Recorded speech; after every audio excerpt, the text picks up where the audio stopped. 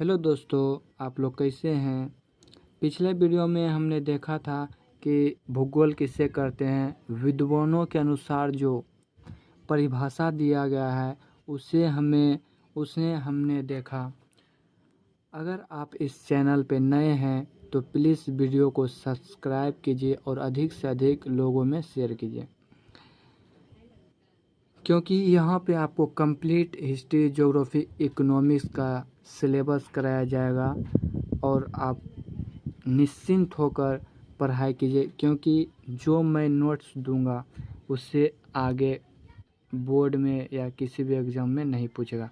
ये एनसीईआरटी का बहुत ही महत्वपूर्ण नोट्स मैं दे रहा हूँ।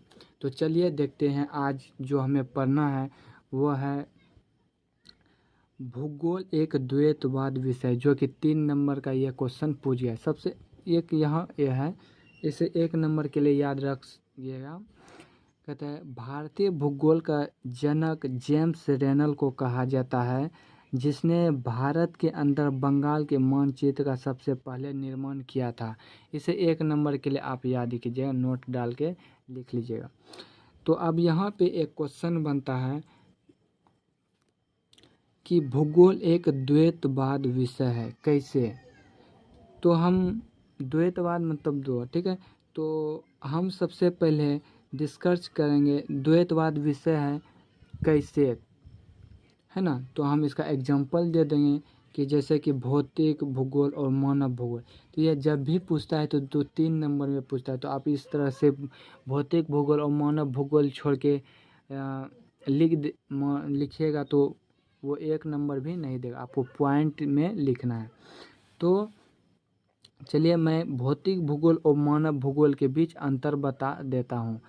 भौतिक भूगोल पृथ्वी अथवा प्रकृति के अध्ययन से संबंधित है और मानव भूगोल मानव तथा पृथ्वी के साथ संबंधों के अध्ययन से संबंधित है।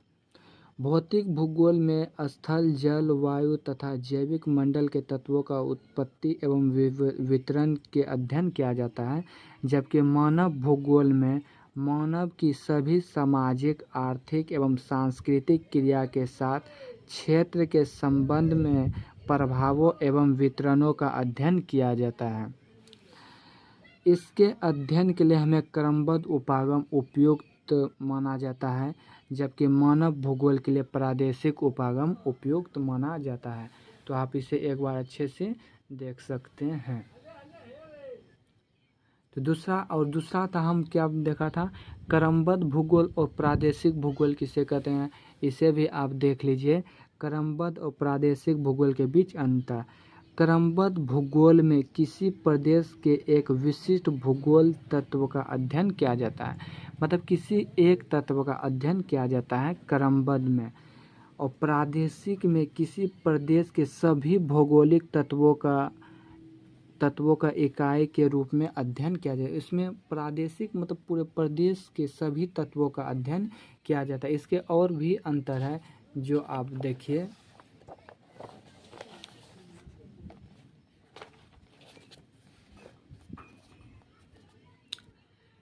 यह अध्ययन मतलब क्रमबद्ध उपागम जो है, यह अध्ययन एकांकिक रूप से होता है, जबकि प्रादेशिक यह अध्ययन भौगोलिक इकाई पर आधारित होता है। क्या है?